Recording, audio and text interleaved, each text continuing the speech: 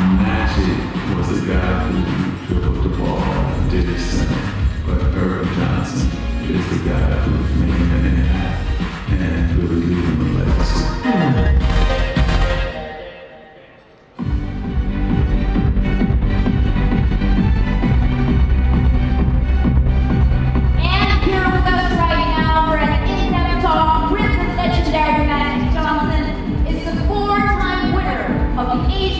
Awards and the first Filipino journalist to win Best News or Current Affairs Presenter or Actor at the Asian Academy Creative Awards. Ladies and gentlemen, our very own first Vice President and Group Head for Corporate Communications of PLDT and Smart, Ms. Kathy Yan.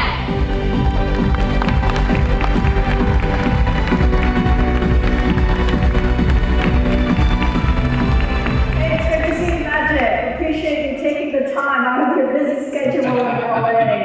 I mean, your legions of fans in the Philippines are so delighted to see you. Well, thank you, Kathy. I'm happy to be here. As you know, I've been to the Philippines, love my trip there as well, so I'm happy. Yeah, you know, fellow Filipinos are the greatest fans of basketball. I mean, you've probably seen it yourself when you traveled back here back in 1995. Remember, you visited Manila back then. That's right. You were there helping government raise AIDS awareness, and it came with a charity game with ex-Lakers Kareem Abdul-Jabbar. Well, what do you remember of that visit to Manila? Well, we had a great time with all the citizens there, especially the kids. The kids were wonderful.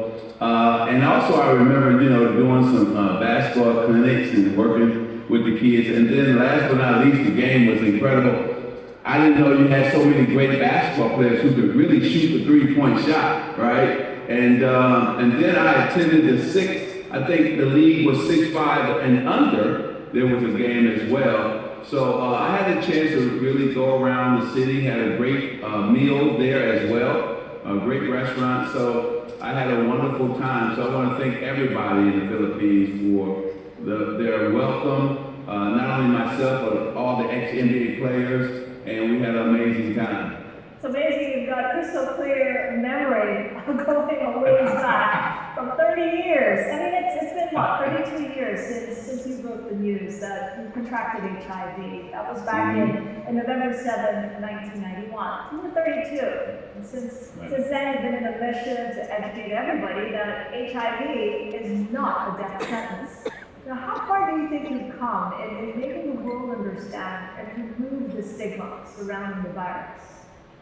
Well, Kathy, I think you're right. First of all, it's been an amazing journey when you think about it, 31 years. And then the stigma was big time back then, right? And also was a death sentence at the same time. So the drugs have gotten better because at the time that I announced, then it was only one drug. Now you have over 40 drugs.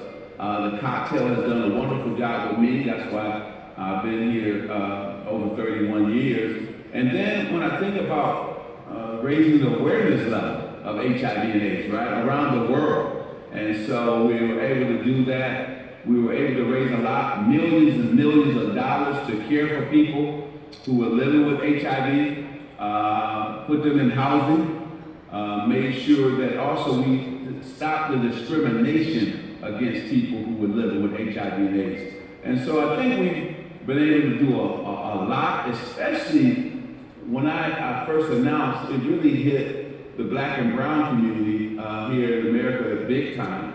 And so we were able to really bring those numbers down and make sure that we educated people and gave them the right information. A lot of times what happens, Kathy, the wrong information goes out there. And so this way we corrected that, gave them the right information, made sure that everybody understood how they could get HIV. And I had to give this woman, Elizabeth Glazier, who was dying of AIDS at that time. She's the one who really educated myself and my wife, Cookie, about the disease, and she wanted me to become the face of it. And I told her I would do that. And sure enough, I've been very much involved in all fronts.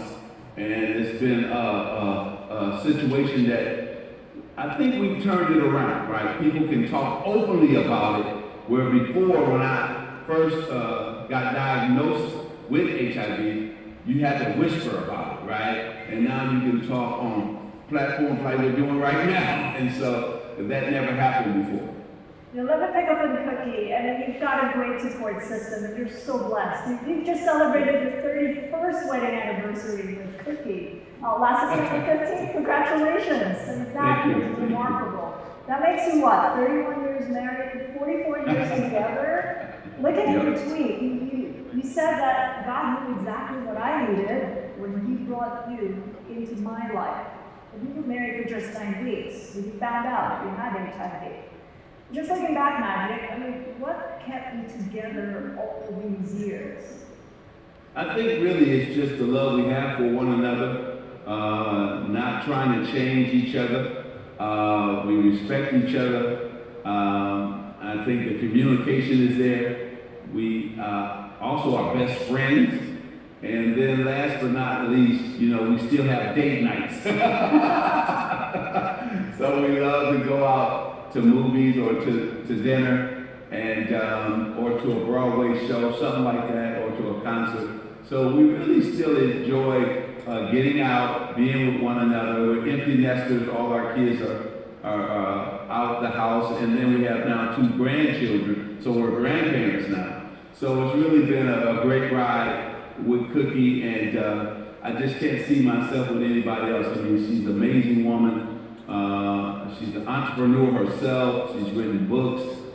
She's a great mom, but also a great grandmother, and also a great best friend to a lot of women who really look up to her. And she goes around and speaks too, so she's doing her own thing. That's what I love about Cookie. She says, hey, you have your life and what you were doing in basketball now in business, but she also has her own journey and her own path in life. And that's what makes her an excellent woman and a great wife. What was your last date night together?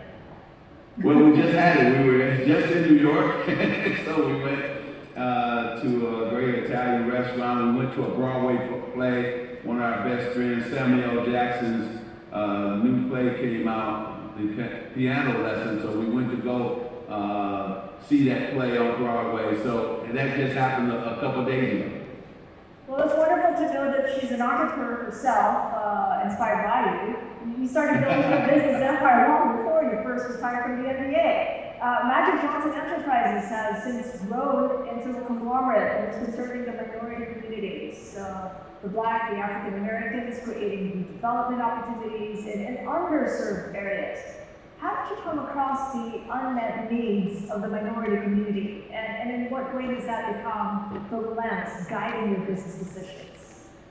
Well, I think, you know, Kathy, when you think about, there were no really retail in urban America, in the cities. There were no restaurants, and so when I look back and I said, wow, we really need quality products, services, and goods in our community. And so the spending power, when you think about those 2 African Americans and Latinos, that's a $3 trillion spending power. So, but there were no quality services or goods or products for them to go to. So I said, man, I'm gonna do my research and homework. And I said, if I build it, they will come because they have the money to come. And sure enough, I decided to build movie theaters and then Starbucks and, you know, fitness gyms, and everything became very successful. People were really shocked, right, Kathy? They were shocked at the fact that my first theater came in top 10 highest grossing theaters in the nation. And so they were really shocked at that. And sure enough, my Starbucks, I mean, I did a deal that I still became the first person, only person outside of Starbucks to own Starbucks and build 125 Starbucks. And again, my per cap was some of the highest they've ever seen. So when you think about the success and the track record of success, it really was great for not only me, Starbucks, Sony with the partnership with Sony to build the Magic Johnson theaters, but also it created jobs for those minority who live in those communities that I built the businesses in. And so it was a win-win for everybody. And so Starbucks, think about this, I built 125. Now they have thousands and thousands of stores in the inner cities of America. So I opened up a whole new market for Starbucks to go in and grow their bottom line, right? And so, same thing for Sony. Open up a new marketplace for them to go and build movie theaters, and both of them have taken advantage of that. So I'm so happy that I was able to open up this new market for them, but also create thousands and thousands of jobs for minorities, and they still have those jobs because a lot of those Starbucks are still open. And in those instances where you created businesses and jobs, you've sat in many boardrooms since the 90s, and you've met many corporate executives on your road trips, and some of them you have seen racism up close. So how do you address the racial bias? Well, Kathy, I think you address it head on, right? You just let them know that, you know, unfortunately, racism still exists, it's still here.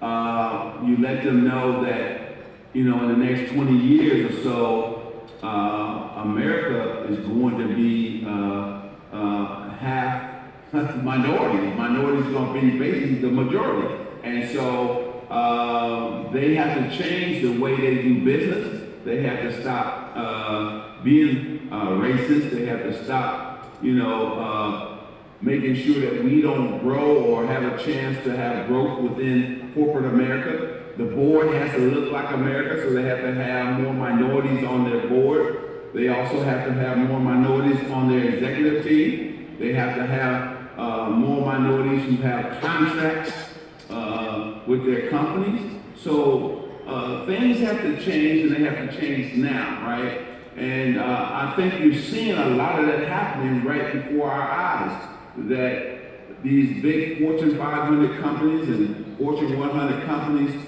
are hiring more minorities, are giving more scholarships in terms of creating scholarships at schools, at colleges, for minority students can go there, and then they give them internships while they're in college so that they can intern within their corporations, and they're hoping once they intern and then graduate, then they have a great employee to come work at their company. And we're seeing it happen right now. So I'm glad that I was one of the first, a long time ago, way before now, to talk about diversity and inclusion. And so a lot of, when George Floyd got murdered, a lot of Fortune 500 CEOs called me up. Earvin, what should I do? I don't know what to do. We want to do something, but what should we do? So I was able to advise them on what they should do and put some of their money into black-owned banks. You know, they have a lot of money that they put in banks.